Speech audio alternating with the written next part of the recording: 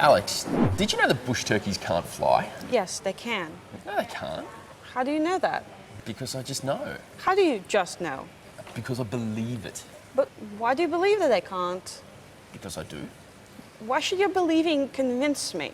Because I'm right. How do you know you're right? I just do. Well, that conversation's going nowhere fast. Have you ever had a conversation like that? One that just didn't seem to go anywhere? We can see that Dave's believing something is no reason at all for Alex to believe it too. Now, let's see if we can't fix this conversation. Alex, did you know that bush turkeys can't fly? Oh, really? How do you know that? Because I've got a convincing argument. Oh, and what's that? Well, in order to fly, birds need to be aerodynamic. Bush turkeys aren't aerodynamic, therefore bush turkeys can't fly. At least that's an argument. One of the things we value most in philosophical thinking is cogency. Oh, hi. I'm the glossary fairy. Peter just used a very specific term then, cogency. Philosophers sometimes use words that you may not have come across before, but that's okay. I'm here to help. Whenever an important word, or one that philosophers use differently from most people, comes up, you should see me in the corner of your screen. Now go on, Pete. Be a good philosopher and explain to the nice people what cogency means.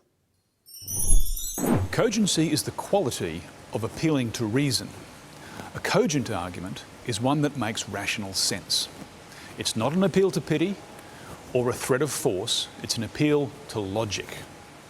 Philosophers value cogency because it means an argument can be explained to and understood and accepted by others. That's why Dave initially failed to convince Alex. His argument lacked cogency.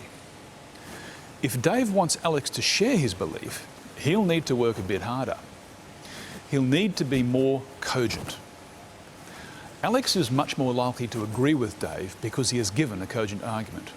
It doesn't mean he is right, but he has a much better chance of getting his idea accepted if he makes an argument rather than merely asserting his point of view. Argumentation, the use and study of arguments, is an important part of the methodology of philosophy. When we do philosophy, we need to understand some words that are pretty fundamental to the way we think. These are words such as belief, knowledge, and even think. Let's start with that one, think. Are you thinking right now? Well, if you're watching this, then yes, you are. But is what your brain is doing now all there is to thinking? Are you doing philosophy by just watching something? The answer, of course, is no. There is a particular type of thinking, we might call it philosophical thinking, that we'd like to develop with you in this course. Philosophical thinking isn't just hard thinking. It's hard for most of us to multiply two-digit numbers in our head, for example, but that isn't philosophical thinking. We can best understand philosophical thinking as thinking about thinking. We also communicate our thinking to other people, and we analyse their thinking through speaking with them or reading what they write. But not only do we think about thinking, we evaluate thinking as well. We try to develop a series of tests and put in place certain values to make sure we are thinking as well as we can. Cogency is one of the principles that we use to evaluate thinking.